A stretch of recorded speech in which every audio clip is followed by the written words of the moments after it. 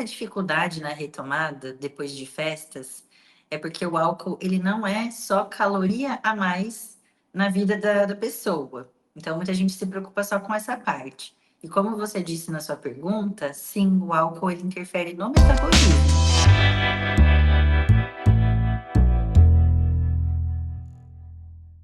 Olá, pessoal, sejam bem-vindos a mais um Mandcast. Começou o ano, passou o carnaval. Todo mundo deu aquela exageradinha, final do ano, carnaval, um pouquinho de mais ingestão de bebidas alcoólicas, e agora começou o ano. No Mandcast de hoje, nós vamos conversar com a doutora Karina Haas, que é nutricionista clínica, formada aqui pela Unicamp. E aí, doutora Karina, muito obrigado, primeiro, por você estar aqui no nosso Mandcast. Como que vai agora as dietas pós-carnaval aí? Quais os impactos desses exageros de final de ano e de carnaval? Muito obrigada pelo convite, é um prazer estar aqui com vocês. Agora, realmente, o ano começa para muitas pessoas. Eu até brinquei que aquelas pessoas que fizeram a promessa do depois do carnaval eu começo, passou, agora não tem mais para onde correr, ou vai ter que procurar outra desculpa. Mas realmente, é que assim, hoje em dia no consultório tem uns pacientes que são mais fixos, então eles já entendem que é um processo contínuo. Mas as pessoas que chegam novas todo ano apresentam muito esses questionamentos. Ah, eu exagerei muito, o que eu devo fazer? Então, a gente tem que entender que esse tipo de data comemorativa sempre vai existir. Então, a gente vai ter essas exceções, mas o principal é aprender a lidar com essas exceções. Que eu acho que o que vem depois pode ser até mais prejudicial do que o que acontece durante essas comemorações. A dificuldade na retomada da rotina, sabe? Sem dúvida. E como uma pessoa, então, que está agora querendo começar a fazer uma dieta saudável, como que essa pessoa deve começar para retomar ou começar essa dieta saudável? Eu gosto muito de uma frase, tanto que eu uso ela para falar sobre o meu trabalho, que é o básico que funciona. Então, quando a gente pensa que a base precisa ser sólida, todos os dias a gente vai procurar fazer melhores escolhas. Então, para quem nunca fez dieta na vida e pensou que 2024 vai ser o ano, a primeira dica que eu dou é: faça melhores escolhas ao longo do dia. Então, evitar consumir muitos industrializados, colocar mais proteína ao longo do dia. Então, começar o dia, por exemplo, com ovos mexidos ou com um pedaço de queijo junto com pão.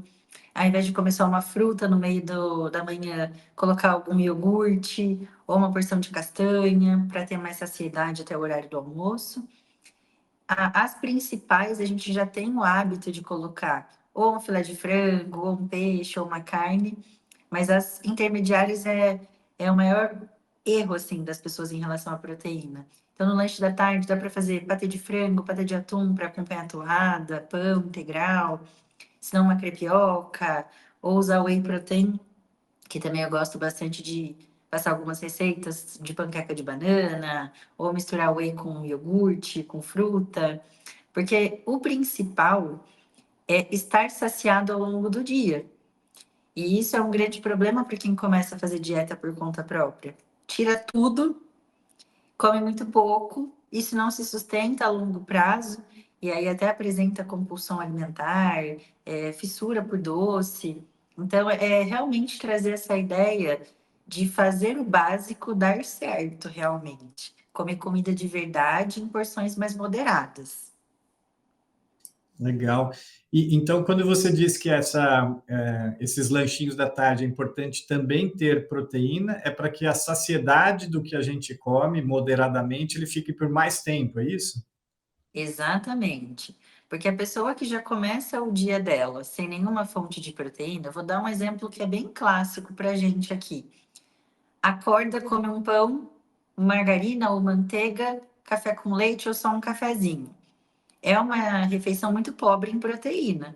Então, às vezes, a pessoa aumenta o consumo do pão, porque pensa, poxa vida, eu já fico com fome no meio da manhã, então eu vou começar a comer mais pão. Quando a gente muda o contexto e coloca ou queijo ou ovos junto com esse pão, o tempo que o nosso corpo vai levar para fazer a digestão e absorção dessa proteína garante muito mais saciedade. Então, eu vou demorar mais tempo para ficar com fome até a próxima refeição. Então, não é uma regra ter que comer a cada 3 horas, por exemplo, e também não é uma regra ter proteína em todas as refeições. Só que pelo menos ter uma de manhã, almoço e no final do dia é importante. Então, para que realmente não tenha essa sensação de fome o dia todo. Ah, legal, muito bom. E aí, como que o consumo excessivo de álcool ou frequente ele afeta o metabolismo e atrapalha nesse processo aí nutricional e até de manter o peso? Então, essa dificuldade na retomada depois de festas é porque o álcool ele não é só caloria a mais na vida da pessoa. Então, muita gente se preocupa só com essa parte. E como você disse na sua pergunta, sim, o álcool ele interfere no metabolismo. Nós temos vários hormônios que funcionam para funções diversas no nosso corpo. E quando a gente tem o hábito de consumir álcool, ou quando consome álcool, consome em altas quantidades, esses hormônios ficam desregulados. Então, eu sempre gosto de dar exemplo da insulina, que é o hormônio responsável por pegar o açúcar que a gente consome, que está lá na corrente sanguínea, para gerar energia dentro da célula. Quanto mais a gente estimula a produção desse hormônio, mais o nosso corpo vai pedir o consumo de carboidrato, mais a gente vai ter vontade de consumir doce. Então, isso é bem comum, né? Depois de uma bebedeira. E isso acaba atrapalhando, porque o apetite fica desregulado e já tem uma dificuldade maior de voltar para a dieta. Outro hormônio que é importante também é a testosterona. Para pessoas que buscam, por exemplo, ganho de massa muscular na academia, a testosterona, ela é comprometida também com o uso de álcool, então como os níveis dela vão se abaixando, existe um prejuízo nisso. E o cortisol também fica desregulado, que é o conhecido hormônio do estresse. Se ele está regulado, está tudo bem com a gente. Mas ele muito alto ou muito baixo pode trazer alguns malefícios, né? Então a gente tem prejuízo de sono, prejuízo no processo de emagrecimento e até mesmo na manutenção de peso. Então, quem toma uns drinkzinhos não tem que ficar preocupado só com as calorias, não. A gente sempre fala muito também da hidratação, né? Da importância de estar sempre ingerindo bastante líquidos, água, ou sucos, enfim. Sim. Qual que é a frequência, qual que é a melhor forma de se reidratar corretamente? A gente usa uma regrinha até para fazer com que o paciente consuma até menos bebida alcoólica, né? Que a cada copo de bebida, tomar um copo de água. Mais ou menos para fazer realmente essa hidratação, porque o álcool ele desidrata. Por isso que um dos sintomas comuns da ressaca é a dor de cabeça. A pessoa fica muito desidratada. Então, é mais ou menos por aí, assim, é que vai depender muito da bebida que a pessoa consome. Por exemplo, a cerveja, ela tem muito mais líquido para diluir o álcool, então o teor alcoólico dela é menor comparado a uma dose de vodka ou uma dose de uísque. Então, dependendo da diluição que essa pessoa vai fazer da bebida alcoólica, ela vai desidratar mais ou menos. Então, é realmente entender que enquanto estiver bebendo álcool, o consumo de água deve ser uma regra, para se manter ali bem e até evitar esses sintomas mais fortes no dia seguinte. Legal. E aí, mudando um pouquinho agora para os sucos. Também a gente sempre é muito comum falar dos sucos detox, né? São muito populares agora nessa época também. Qual que é a importância deles e eles funcionam? Então, eu gosto do suco detox pensando em aumentar o consumo de fibra da pessoa. Porque nele a gente vai colocar algumas folhas, por exemplo, couve, espinafre, rúcula, vai escolher alguma fruta, por exemplo, o abacaxi, que tem bastante fibra. Então, eu falo assim, eu não restringo o consumo, porque tem esse benefício. Lógico que se a pessoa coar muitas vezes esse suco, a gente vai perder boa parte da fibra na peneira, então o ideal seria não coar. Mas ele não é milagroso, ele não faz um detox. Quem faz o detox no nosso organismo é o nosso fígado. Então a gente precisa se preocupar em mantê-lo saudável. Se o seu fígado está saudável, o seu detox está em dia. Então, eu acho legal o consumo do suco, pensando em aumentar o consumo de fibra e até mesmo de vitamina, que se você faz o suco na hora e coloca um limão, um abacaxi ou uma laranja, por exemplo, que são frutas ricas em vitamina C, a gente já tem ali um benefício a mais. Só que ele não vai deixar você mais magro e nem vai limpar o estrago do carnaval. Aí realmente tem que voltar para a rotina saudável. Tá certo. E quando você falou agora que o fígado, né, que é o nosso órgão aí que desintoxica tudo, existe alguma prática ou alimentos que podem ajudar nessa desintoxicação que o fígado faz no nosso corpo? Então, na verdade, é a constância dos bons hábitos. Então, evitar consumo de muitos produtos industrializados, evitar consumo de álcool, ter uma boa hidratação no dia a dia. O consumo de fibras também é bem importante, até para que o colesterol, né, fique em dia também. Então, a pessoa colocar aveia, então, psyllium, que é uma fibra também que parece um farelinho de aveia, isso pode ajudar. E tomar cuidado, porque existe uma relação muito grande com circunferência abdominal e gordura no fígado. E isso é muito comum da gente ver, infelizmente. E o tratamento principal é exercício físico e dieta, porque o fígado ele é um órgão que acumula gordura com mais facilidade que outros órgãos. Então, por isso que é importante a gente pensar no dia a dia e não em um alimento específico para determinada situação. Legal. E acho que para a gente encerrar aqui, tem algum.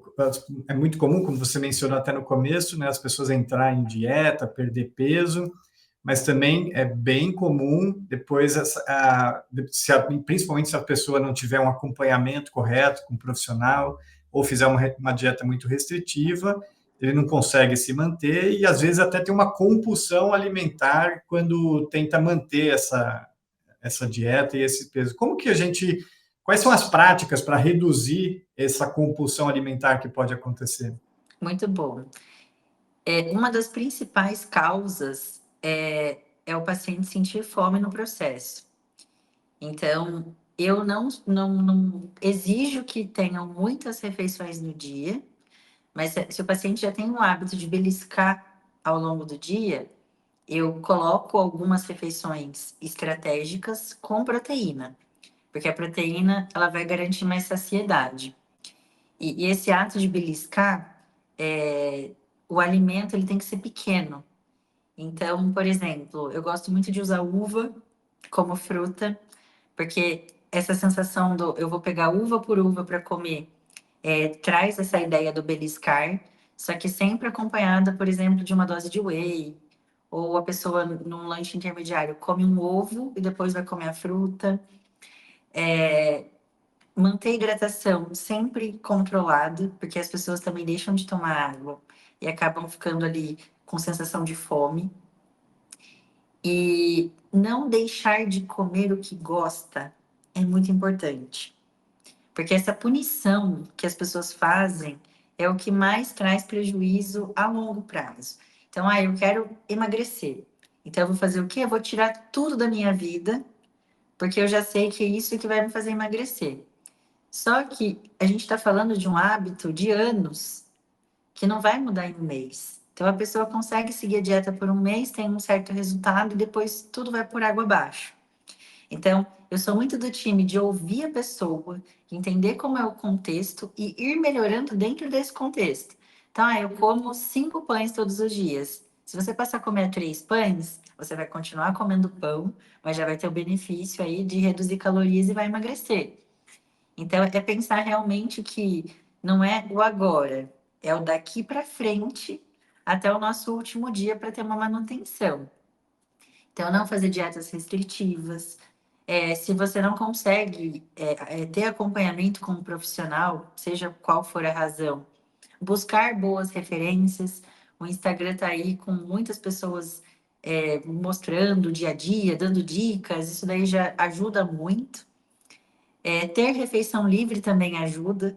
Então, você saber que você tem uma regra para seguir na semana, mas que no final de semana você vai poder comer alguma coisa que você tem vontade, é realmente criar um novo hábito, mudar comportamento. É isso que vai fazer a pessoa chegar no objetivo e depois manter, que na minha opinião é mais difícil.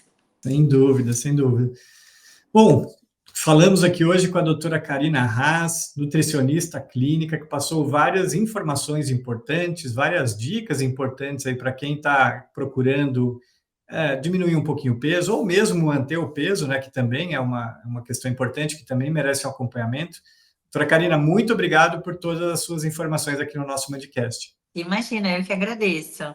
Se você gostou do nosso Mandcast, não esqueça de deixar um like, não esqueça também de se inscrever no canal do YouTube da Faculdade São Leopoldo Mandic. Até a próxima!